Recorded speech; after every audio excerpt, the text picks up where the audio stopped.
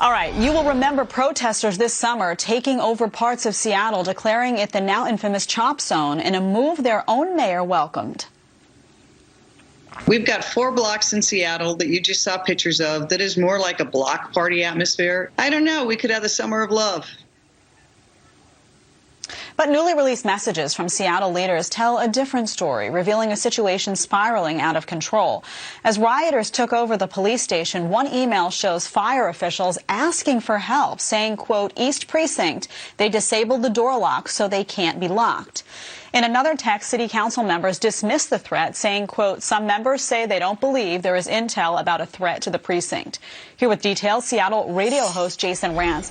Jason, so, these messages are a little disturbing from where I'm sitting, but what do you make of them? Well, I mean, you're right. It is disturbing. You had city officials who behind the scenes didn't seem to know what was going on and were sending mixed messages to each other about whether or not they were going to abandon this East Precinct. Behind the scenes, they were saying, no, we're not going to under no circumstances. And then, of course, publicly, that's exactly what they did. And once they did, you see them working with the very criminal activists who were taking over this entire 6-block radius of Capitol Hill in Seattle.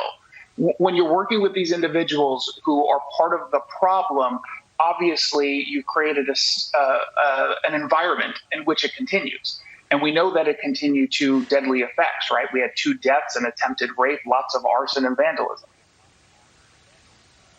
So what was going on here with the mayor? I mean, was there a fear of perception of being viewed anti-protest? What was really going on that led to the decisions? Because when you cited those numbers when it came to the violence, and that's just awful. So what was the motivation? You're 100% correct. The motivation had to do with politics. So this was all tied to the Black Lives Matter movement.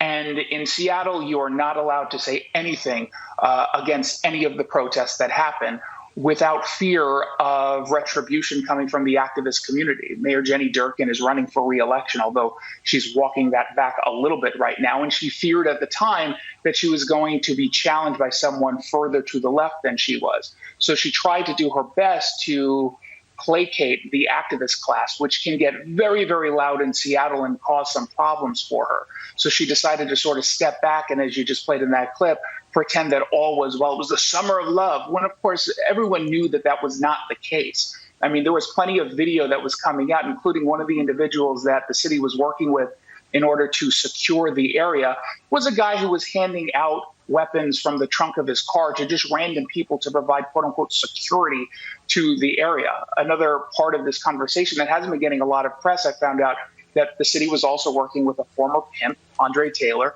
to try to, again, broker with these activists, give them some money or promise them some money for the community services that they were asking for, so long as they actually left CHOP or Chaz or whatever we want to call it. And of course, they chose not to do that.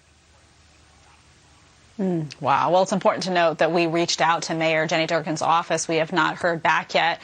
But Jason, thank you for being here. Obviously, this was a trend we saw not only in Seattle, but similar occurrences, unfortunately, happening in other cities around the country. Really unfortunate. We appreciate your insight today.